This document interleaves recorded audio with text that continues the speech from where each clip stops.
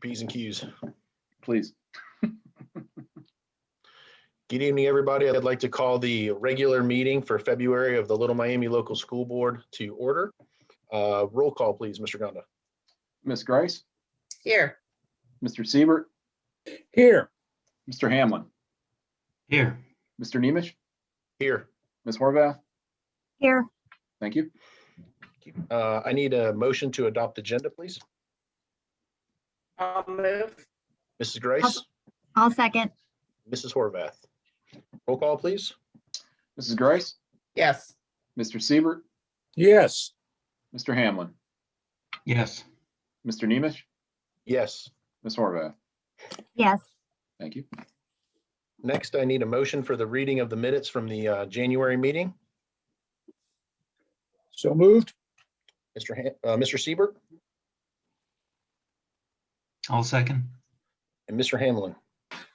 Roll call, please. Mr. Siebert, Yes. Mr. Hamlin, Yes. Mr. Nemish, Yes.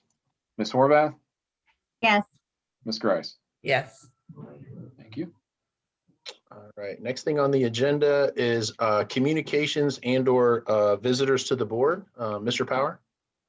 Thank you. I'm going to share my screen here. Late last week, I had the opportunity to go to a regional update regarding the state budget.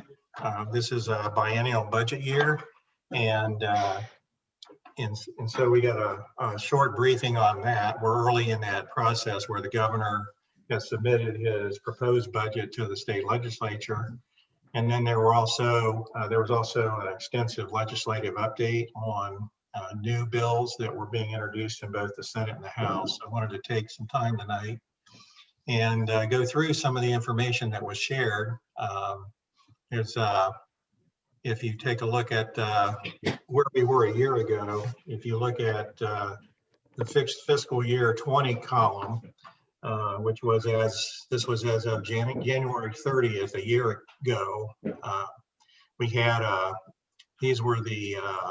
this was just kind of a general overview of the state revenue budgets that they kind of keep up on a monthly basis, and then they do projections on the revenues that are coming in, and you can see that their projected revenue at that point in time was $13,972,264.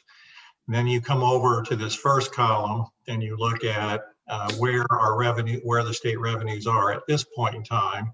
And you can see that they're, as of January the 31st, 2021, they were at $15,027,791. So what you see is basically, even with COVID, which kicked in on March the 13th, where we were closed, the state is still over $1 billion better than it was a year ago on its revenue stream. And you can see where they've made the money and had the money. Their personal income is up about $718,000, and subtotal sales is about $401,000. So sales are up and income is up, the income tax revenue. So that is kind of a starting point before we go into that. And on the governor's budget proposal, he's looking at, when you take a look at the FY19 levels, you'll see that they're not looking at implementing the new funding formula that they were talking about in the lame duck session back in December. Also, additionally, you'll see that basically we're looking at being flat funded at the FY19 levels. And that the one notation there, which is of interesting note, if we've ever been through a rainy day moment, the state has a $2.7 billion rainy day fund, and they haven't touched a penny of that throughout all of this. There is a plan, House Bill 1, which was the Fair School Funding Plan that died in the lame duck session in December, that is going to be reintroduced during this legislative session. The governor, true to his word in his budget, when he included in his last 2-year budget student wellness and success dollars to support student health and well-being, he is continuing to propose that be funded at an increased level, up from $675 million in the last 2-year budget to $1.1 billion in this upcoming 2-year budget. And then there's some, as far as career focused on helping students earn industry recognized credentials, which makes them employable out of high school. In his Investing in Ohio initiative, he's allocated $16 million. And then also another $200 million, $90 million to expand access to broadband service. And for us in our district of 99 square miles, we do have areas which really are challenged as far as getting internet access. The other item of note there, he's proposing that all students have access to a computer science course. So, well, of course, the devil is always in the details. We're not quite sure what that means, or if that's funded, or if that means we'll have to add courses and add staff. We'll have to see how that evolves. Obviously, this is the governor's proposal to the legislature, and it'll go through many iterations between now and probably the 3rd week or the 4th week of June, when they actually do adopt and pass a budget. Also in his budget, there's a proposal for $30 million per year, raising it from 30 to 54 million per year as part of an incentive fund for charter schools that meet certain quality criteria. And then also an allocation for $20.6 million for charter school facilities. There's a proposed expansion of Ed Choice. That's an income-based program, 7.1 million or 8% increase to 92.18 million per year. And then also Senate Bill 89, which passed, I think, last year, increased the threshold from 200% of the federal poverty limit to 250%. So a family might qualify for an Ed Choice voucher, a family of 4, if their income was $65,500 or less. This is an interesting one here. FAFSA provisions. In his budget, he's proposing that all public and private school high school students are going to be required to complete a FAFSA in order to graduate, unless the parent or the adult student opts out of, or the district or the school indicates it's impossible or impractical to complete that application. I don't know where this is coming from. If we have students who are enlisting in the military, or they're job ready and going into the workforce, I don't know why a parent would be required as a condition of graduation that they complete a FAFSA application. And then you'll see the element below that, which basically is the state saying that there's going to be some kind of programming that they're going to have to provide the schools so that counselors and principals can have access to that information. I'm not sure really why we would want every student to do that, so we'll have to see what kind of detail comes out of that. But this is, that is really kind of a head scratcher to me. And then as we talk about ESSER funds, the Elementary and Secondary School Emergency Relief Fund, we had round 1 of that last fall. I think we ended up getting, these are federal dollars that came in to assist us with COVID relief. I think we got somewhere in the neighborhood of $200,000 to $240,000 for that. And ESSER 2 funds, we're still awaiting our figure on that. That is, there's kind of a timeline there of when we're going to see the application and look at the funding amount. Our preliminary amount, I believe, is a little over $1 million, which is a significant increase from our ESSER 1 allocation that we got. So we'll have to see how that all plays out. There are, of course, requirements for how that money can be spent. And we've got some ideas on how we can use those dollars. Currently in Washington right now, there are some ESSER III dollars being discussed in the Capitol right now. And they're saying even those dollars is going to be they're projecting a significant increase in the share that Ohio is going to get. My understanding is there'll also be some additional dollars that are coming into townships, municipalities, and villages in this next round as well. That's currently the 1.9 trillion budget package that is currently in the Congress up in Washington. 130 billion of that is projected to be allocated to education in the country. And then a few weeks ago, you might have noted that the governor, during one of his press conferences, talked about learning recovery, and it came as a complete surprise to all the people around him, and as well to the Ohio State Board of Education and to ODE. He decided that it would be a good idea if we would all create some kind of a learning recovery plan for students who maybe have suffered and struggled to make academic progress. We didn't have really a lot of detail, and we still don't have much detail on that, although ODE late last week began to put some information out about what their thoughts were on that. Obviously, this is due April the 1st. Well, I will say, Little Miami and many of the area districts in Warren County have been looking and concerned that perhaps some of our students aren't making the progress that they would have made had we been able to stay in a traditional manner and be in seat and have students in school every day. So we already have done some preliminary planning with that, and we'll continue to develop our plan and see what other guidance we get. But he made the statement in the form of a request, but usually when you see, I kind of put quotation marks around the word request. And again, typically if he has a thought, then somebody over in the legislature is probably going to propose some binding legislation. The interesting thing is does not apply to public schools. Non-publics are chartered, but it doesn't apply to them. So we'll have to, that's an interesting circumstance.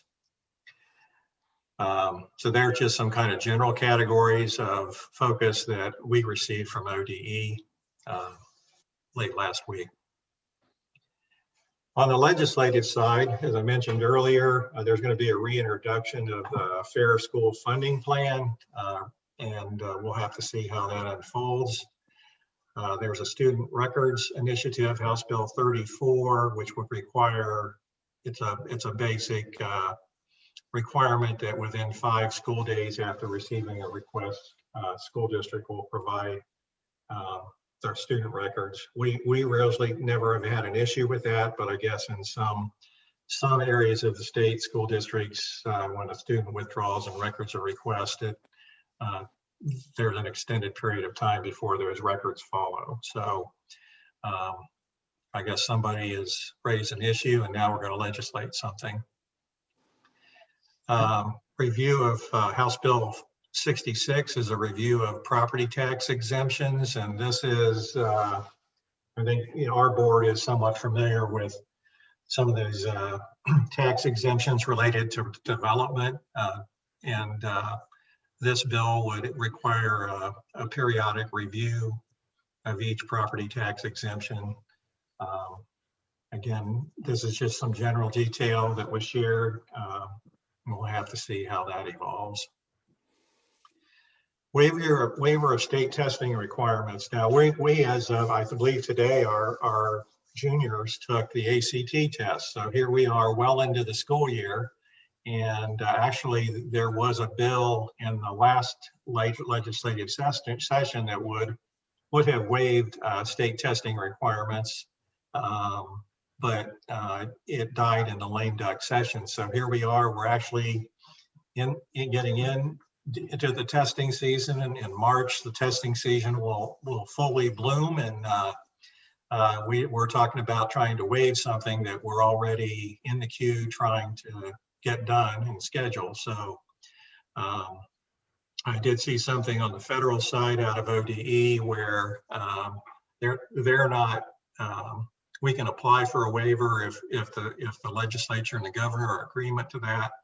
But on the federal side, much of the testing that we're required to do has to do with the federal government and the funds that the state gets. And I don't know that they're going to be sympathetic to a waiver request from any state. And of course, that impacts our graduation. And the other element that is of probably further refinement is the remote learning flexibility for the next school year that we're coming into. And this is one that's been in the news, the Ohio Department of Health orders and the governor's orders related to the COVID crisis that we've been living through. And the legislature wants some more oversight on those health department orders. And that's what so there's a process that they're going to talk about putting something into law.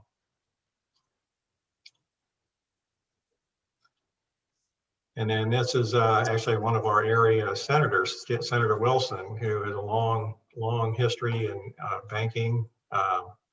Senate Bill 1, teaching financial literacy in high school. Currently, we have a financial literacy element that's framed within our economics course. But I think the way this is proposed, it would actually have to be a half unit of instruction on financial literacy. And of course, who could be against everybody being financially literate? None of us can be against that. However, that looks, and there's a whole PD for teachers and getting them certified, and the possibility that we would end up, since all students would have to have that, adding staff to support that.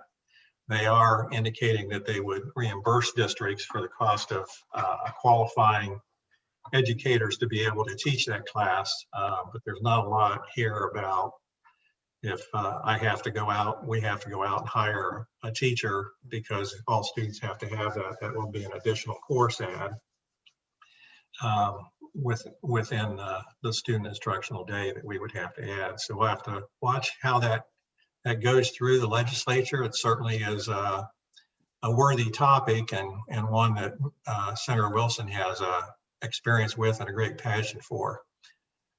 Hey, Greg, Sure. just a question of clarification. So if you were to add a mandatory half a unit of financial literacy for every high school student, your options would be, we would either have to eliminate a half credit requirement somewhere, or that student's going to have to eliminate a half credit of elective somewhere in order to make room for that class in their 4-year schedule. Is that kind of how it works? Yeah, that's correct. That will eliminate an elective, or we'll have to eliminate a requirement. Okay. Yeah. And typically, would a business teacher, someone in the business department, be the best person to teach that financial literacy course? And would they have to get like an endorsement on their teaching license? It's interesting because economics is a social studies. Okay. That's licensure. If you're a comprehensive social studies, you're licensed to teach economics. So it somebody could more come like out their of business ed. It could come out of a business area. Okay. It probably would be social studies, wouldn't it? Well, that's where we have our fiscal literacy right now that's incorporated as a part of the half a unit of economics that's currently required for graduation. So I'm not sure if this fiscal literacy would, again, this is just, we just don't know at this point. That I thought it would be good to take some time to share this information with the board. And so there's some things here that we need to watch. And I know Senator Wilson's great about coming back and talking to us at the local level and getting feedback and input from us. So I'm sure he can shed more light on it if we get a chance to talk with him. School Bus Safety Act, more and more we're seeing when our buses are out on the road, and this is a state, I think it's probably countrywide, but I know statewide, it's an issue with people driving by buses when they're stopped with their red lights on, picking up kids. And we've actually looked at, talked with a vendor about installing cameras. Part of our challenge is there really is not a lot in the law right now, multiple police jurisdictions like we have. They can use that video to cite a driver that violates that red light stop.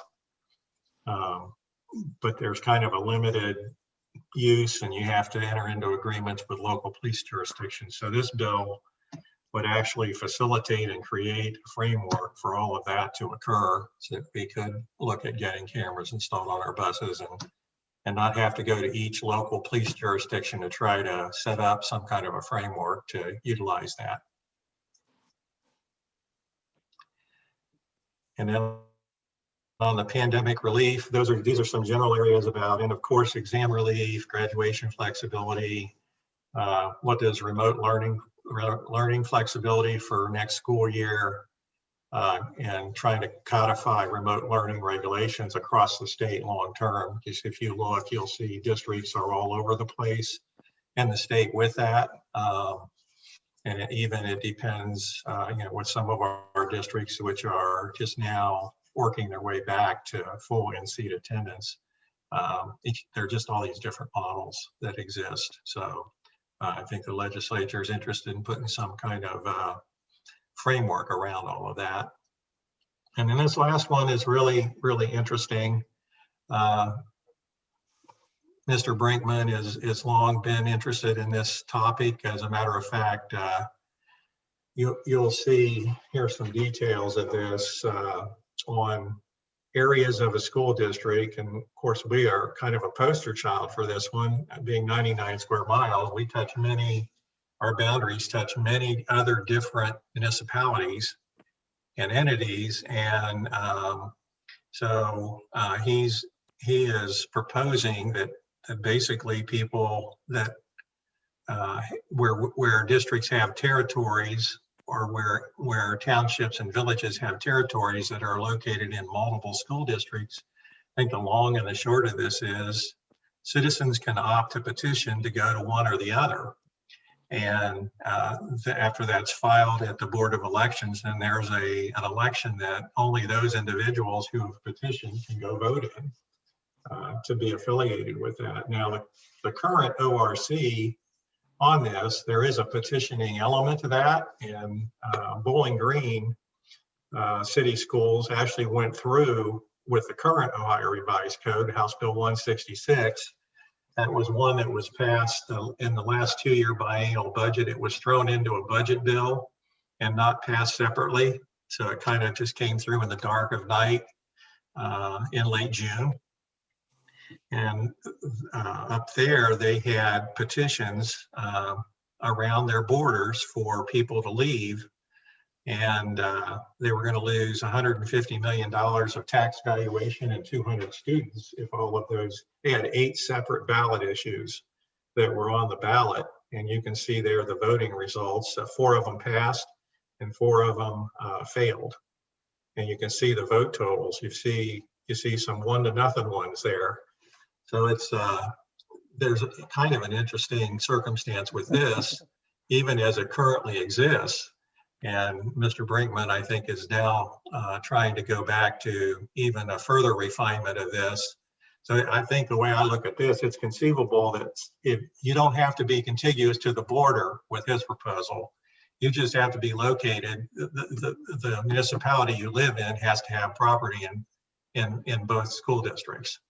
So it wouldn't even be a matter of being along the border to be able to move on a ballot to another school district. So this is one to watch.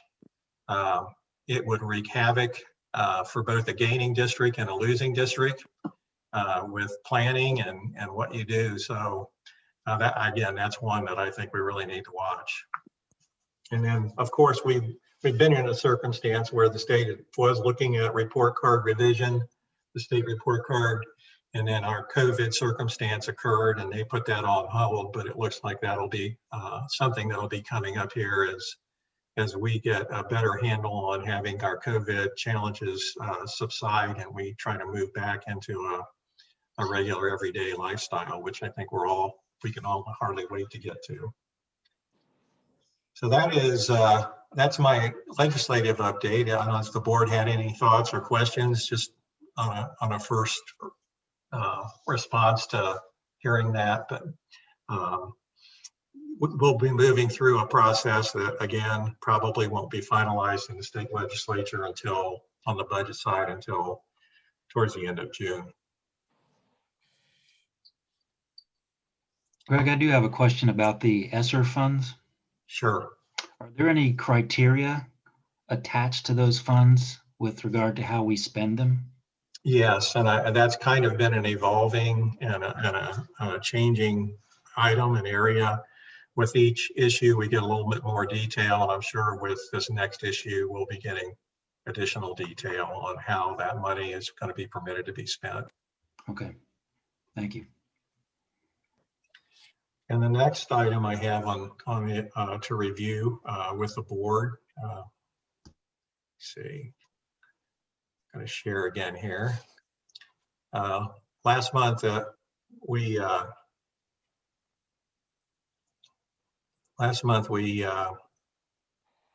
to find the right file.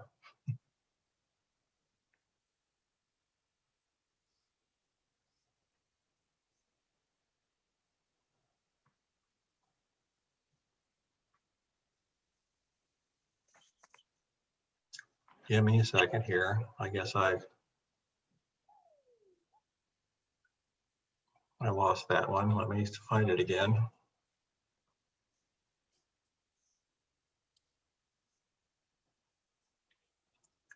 Nothing like a little technical difficulty here.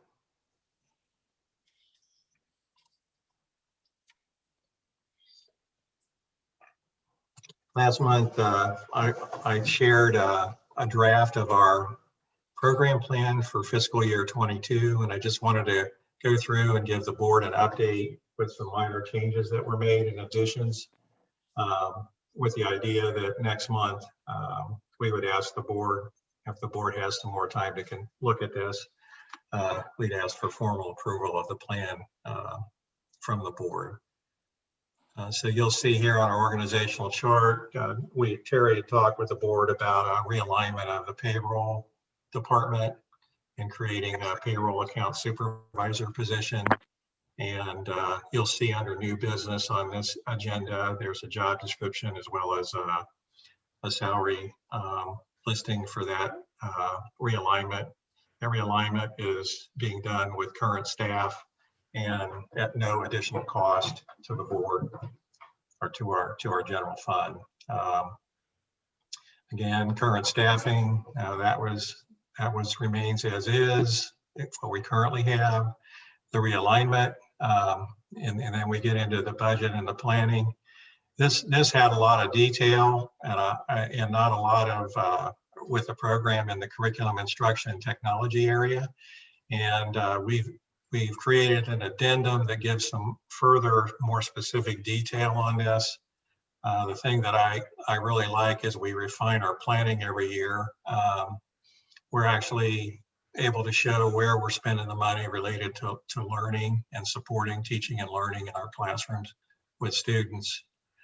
This area here shows the realignment of our custodial staff, which we've been working on.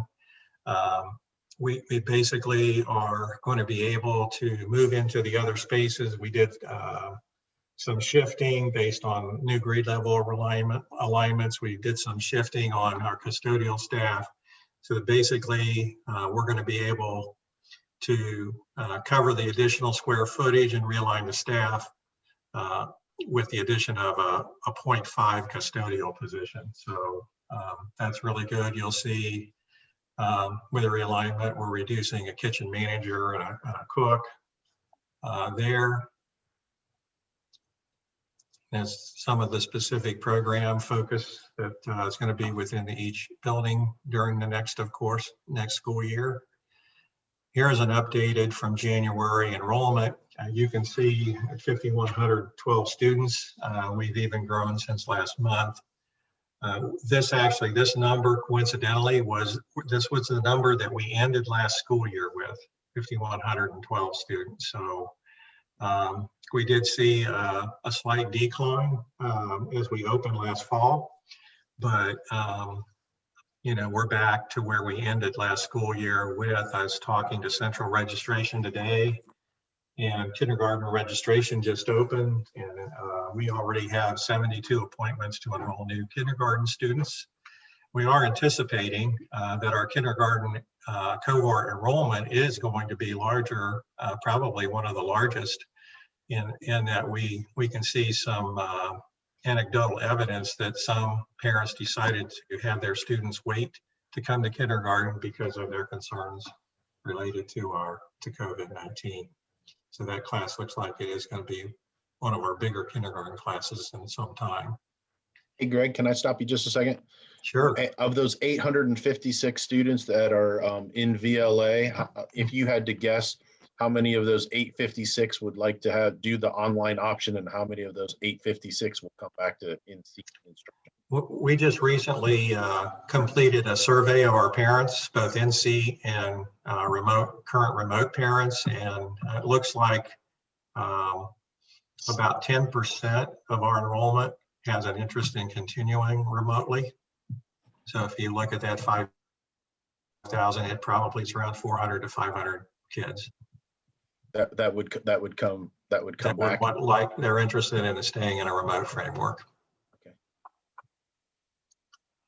So we are currently looking at different curricula to support online framework for next year. We are going to make a move from the current vendor that we have to a different one for next year. And we actually have a planning committee that's working through that to create and look at and make a recommendation to us. So. All right, thank you. And just on the summative side here, we have basically with the current enrollment, utilizing current staff, we're projecting that we won't add any certified staff. The only way that'll occur is related to increased enrollment numbers at different grade levels. So once our 30-to-1 ratio gets out of line at 5 through 12 or 6 through 12 for next year, and our 25-to-1 or 30-to-1 is 5-12, and pre-K 4 is 25-to-1. So once we hit those numbers, we look at possibly adding a teacher. If we have such a big kindergarten class, we may have to add there, right? Yeah, there's a possibility we may need to add another kindergarten teacher if the enrollment comes in. Typically, we see about 320 to 340 kindergarten students, but I think we're going to be significantly above that. And then we created an addendum that basically gave some more detail about our curriculum plan. There's a narrative detail there. There's a funding source. District 001 is general fund. You'll see some references to federal dollars like Title II.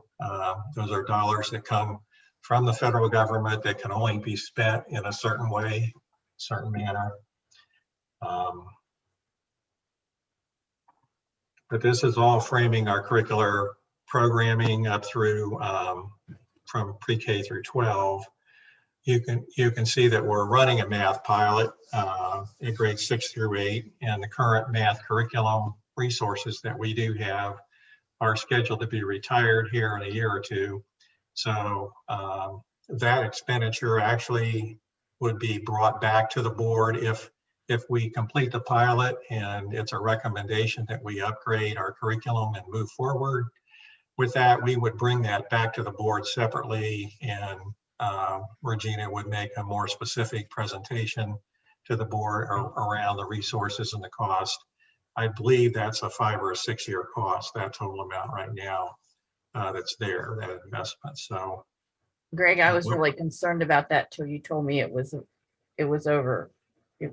last 5 or 6 years. So that's have no problem with that. And then typically part of that cost is supplemented based on the particular programming. It may be supplemented with a student fee. So it's not actually the true cost. Okay.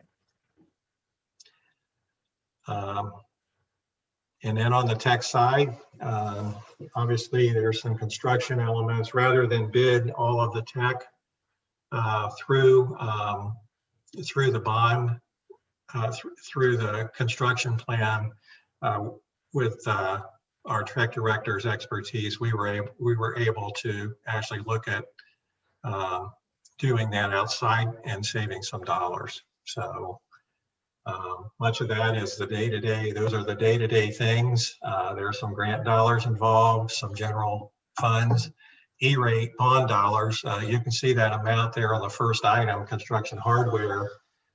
That's the total cost, but then we get a percentage rebate back off of our E-rate filing that we made.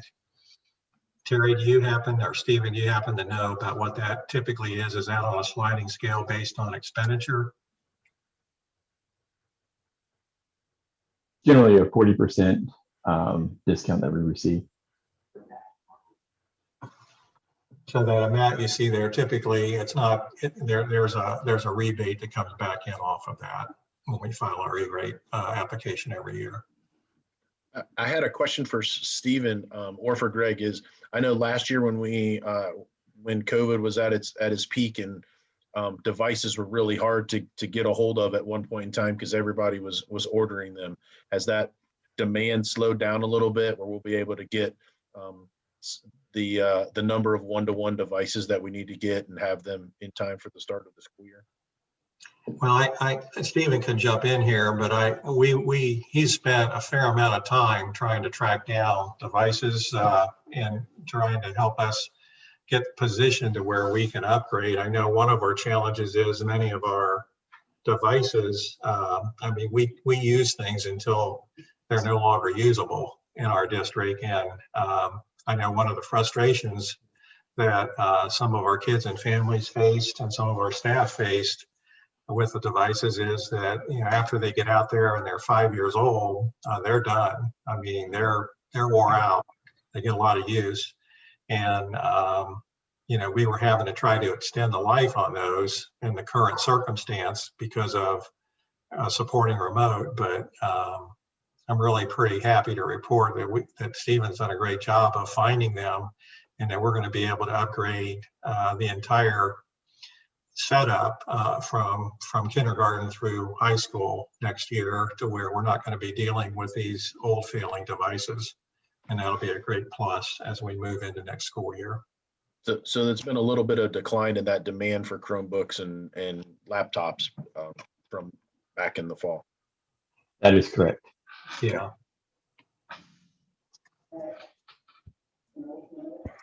And then this is the revised 5-year. This one's a little harder to look at. I'll get the other one up here. And maybe Terry can talk a little bit about that.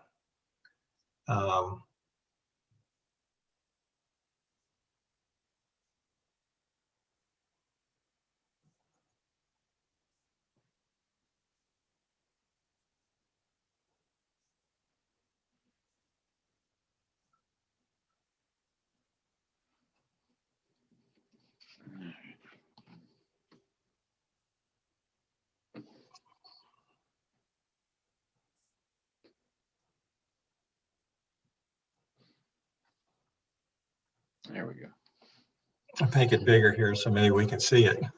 Yeah, it prints so small, I apologize. But no, what I took was the November submission that you guys approved, that we submitted to ODE, and then I implemented all the different object or items that are on the staffing plan.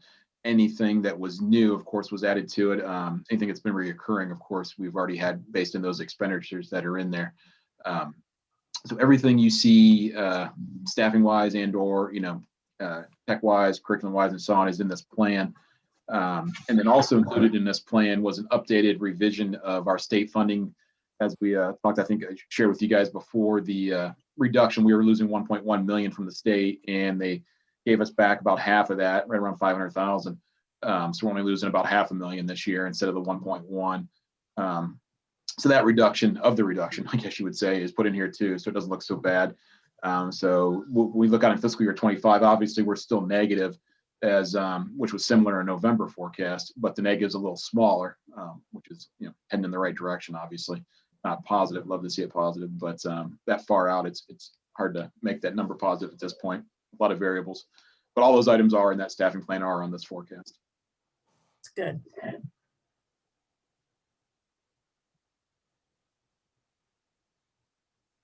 Terry, is it safe to say that you could take that number of expenditures and divide it by the number of students and real easily find out what you're spending per pupil? Is that a pretty fair way to do it? It's not exactly the way ODE does it. I mean, it could give you a ballpark. This is just general operating funds. You have a lot of other funds that are included in there also. Okay. When you look at overall cost. But yeah, if you look at like a number off some of the ODE reports, you will get a different number than if you just do quick math like that. Okay. And I do like how you say that they're giving us back half of the money that they took from us originally. That's correct. They give us back half of the money that they originally I took. appreciate the way that you word that. So Yes, they. tries to make Only in public education do we celebrate less of a cut. right. Yes, Yeah. sadly. I appreciate you wording it that way, that they gave us back half of the money that they took from us. Yes. Now they still took Makes the me full feel- amount at the end of fiscal year 20 this past year. In the last 2 months of that, they took the 1.1 million. And so it's nice to get $500,000 back. It's, we're still negative, but yeah, it's better than the big negative. And at this point, that's all I have to share. All right. Thank you, Mr. Power. I think the next thing on the agenda is community comments on agenda items. Do you have anything, Emily or Pam? There's no one that submitted anything. Next thing would be treasurer's reports and financial reports. Mr. Gonda? Yes, under item D, number 1, I asked for the board's approval of the monthly, this is for January 2021 month ending reports, the bank reconciliation, financial summary, 2 different budgetary reports, and a revenue report for the general fund. Can I have a motion, please? So moved. Mr. Siebert I'll second. and Mrs. Grice. Any discussion? Roll call, please. You see Mr. Hamlin, Yes. Mr. Nemish, Yes. Ms. Horvath, Diane? Ms. She's Horvath. got to unmute. Oh, you muted? Yep, she's muted. Sorry. Yes. There we are. Ms. Grice, Yes. Mr. Siebert. Yes. Thank you. Next, under item 2, I asked for the board's approval as the contracts as listed. Can I have a motion, please? I'll move. Move. I have Mr. Hamlin and Mrs. Horvath. Any discussion? Yes, on there listed is 3 different contracts. The first one was with the Hamilton County Department of Disabilities. That is for intensive educational services, anywhere for students age 6 through 21. The second contract is with the Montgomery County ESC. That is for social and emotional learning services. And then the last contract listed is Sawyer, and that is for speech language pathology consulting. Roll call, please. Mr. Nemish, Yes. Ms. Horvath, Yes. Ms. Grice, Yes. Mr. Siebert, Yes. Mr. Hamlin. Yes. Thank you. And next, I ask for the board's approval of the donation as listed. I'll move. Mrs. Grice? Do I have a second? I'll second. Mrs. Horvath? The discussion, Terry? Yes, the donation is from Hazel Bloomfield, and she donated actually to our central office a commercial bun coffee maker and also an air pot. So greatly appreciate that to our central office staff. Definitely Oh, nice. appreciate it. Thank you. That's very, very nice. Thank you very much. I'm sure the people at central office will appreciate that, especially Absolutely. those that come in early in the morning. Bun coffee maker is very nice. Roll call, please. Ms. Horvath, Yes. Ms. Grice, Yes. Mr. Siebert, Yes. Mr. Hamlin, Yes. Mr. Nemish. Yes. Thank you. That's actually all I have. Thank you. All right, next thing would be superintendent's reports and recommendations. Mr. Power? Thank you. I'd ask the board's approval for all items listed under number 1, personnel. Can I have a motion, please? I'll move. I have Mrs. Grice I'll second. and Mr. Siebert. Any discussion? Roll These are call, just- please. Oh, I'm sorry, Greg. These are just typical personnel activities that we're accepting resignations and issuing some supplemental contracts. Roll call, please. Mrs. Grice, Yes. Mr. Siebert, Yes. Mr. Hamlin, Yes. Mr. Nemish, Yes. Ms. Horvath. yes, Thank you. To ask the board's approval for item number 2, a memorandum of understanding with Sinclair Community College to approve College Credit Plus programming. And no price changed, right? Right, it's at the state minimum. Steven. Can I have a motion, please? I'll move. Mrs. Horvath I'll second. and Mr. Hamlin. Any discussion? We have several partners that we partner with, and typically the board sees several of these MOUs, basically supports the billing process for students who opt to take college level courses through area colleges that are close by us. Roll call, please. Mr. Siebert, Yes. Mr. Hamlin, Yes. Mr. Nemish, Yes. Ms. Horvath, Yes, Ms. Grice. Yes. Thank you. And then the last item I have is asking for the board's approval of our Little Miami High School course guide for the 2021-22 school year. I'll move. Mrs. Grace, I'll second. Mr. Siebert. Any discussion? Just would like to mention an item of note in our high school junior ROTC program. Chief Dillon is a FAA ground school certified instructor. And one of the new course offerings for our ROTC students next year will be actually a ground school course that will enable them to become FAA ground school certified. Nice. Very I nice. I would just like to say that, we always do this course adoption. And I think that we don't ever say how much work has gone into that. So I just want to commend everybody for all the work that they've done on setting this up.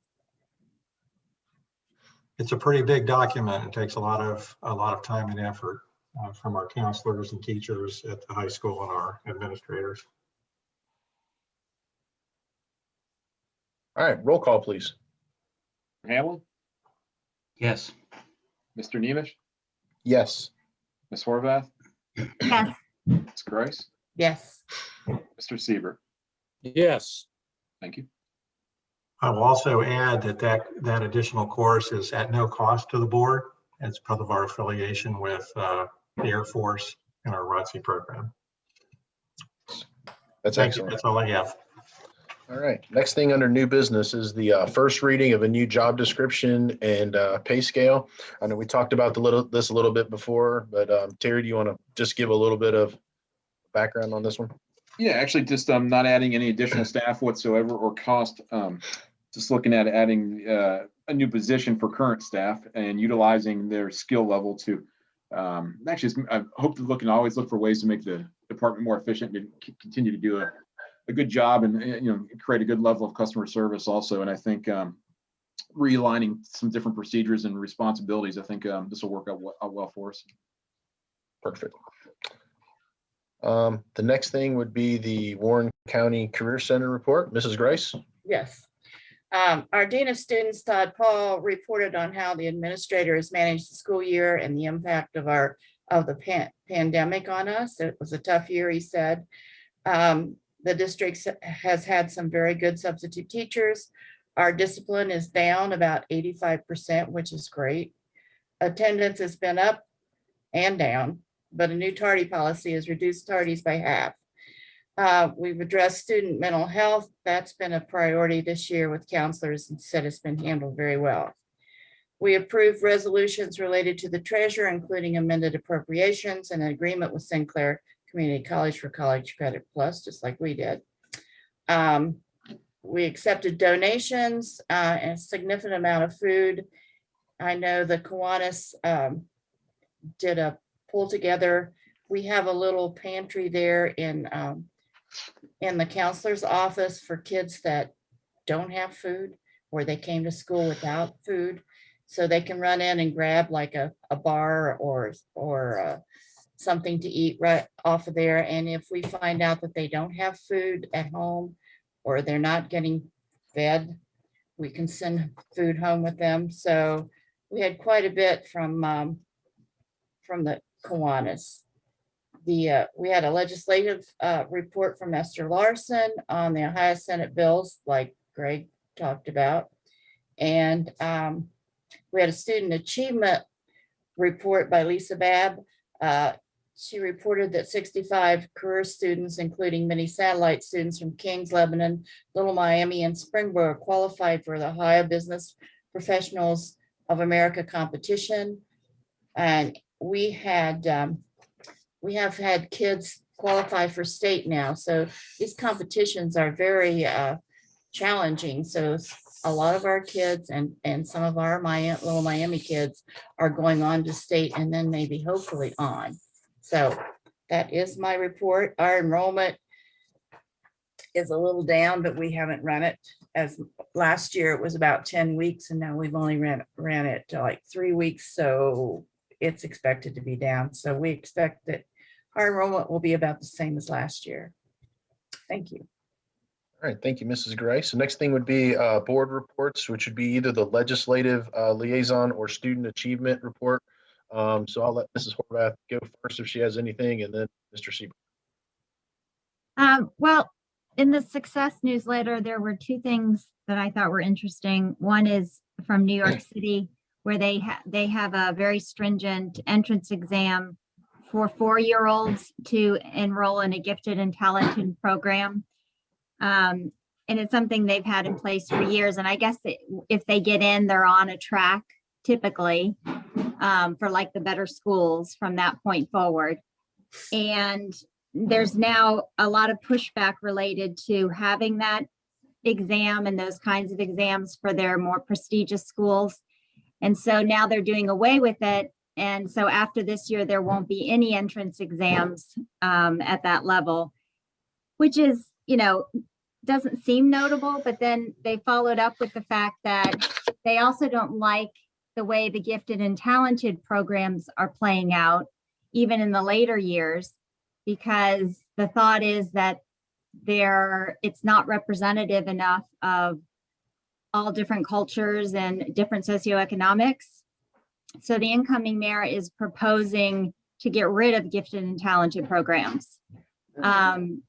Which in my opinion, I question that choice just because you don't want to get rid of programs that children are benefiting from. I think it would be wiser to give the kids who aren't accessing them venues for being able to do so. Because you don't want to punish the kids who are in there and reaping the benefits of it. So I just question the direction they're taking with some of the thinking here. And then the other thing that I thought was notable is they talked a little bit about the way that punishment is being done right now with remote learning and some of the things that the ways that they're concerned about. So obviously it's got to be tough to be a teacher with like anywhere from 26 to 30 kids that they're trying to keep in line remotely. And so some of the things that they're not happy about is when they are either muting students purposefully or turning off their video or sending them into chat rooms as like a form of a suspension. So then they were talking about ways that you can address these issues in more positive ways. And part of the reason that it caught my attention is because one of the things that's important is checking in with the students individually through Zoom. The ones that seem like they're really struggling in some way. And we just had one of our teachers got a glowing report from one of the parents, I believe it was Mrs. Corliss, for doing just that. So it made me think of her. So those are the two things that I thought were worth sharing. Thank you for doing that for us tonight. I know Mr. C or Mr. Power may have stolen your thunder. He hit a lot on legislative things tonight in his PowerPoint, but I'll give you the floor if you have anything from a legislative perspective tonight. I'll just touch on a couple small parts of those big bills. Some of those bills have 50, 60 pages in them. I'll just mention 404. One just small part of that was allowing us to have virtual meetings, which I believe has expanded our contact with the community. And we have shared information that normally we probably couldn't reach out to our school district with. So I think that's a positive, and that goes on at least until July 1.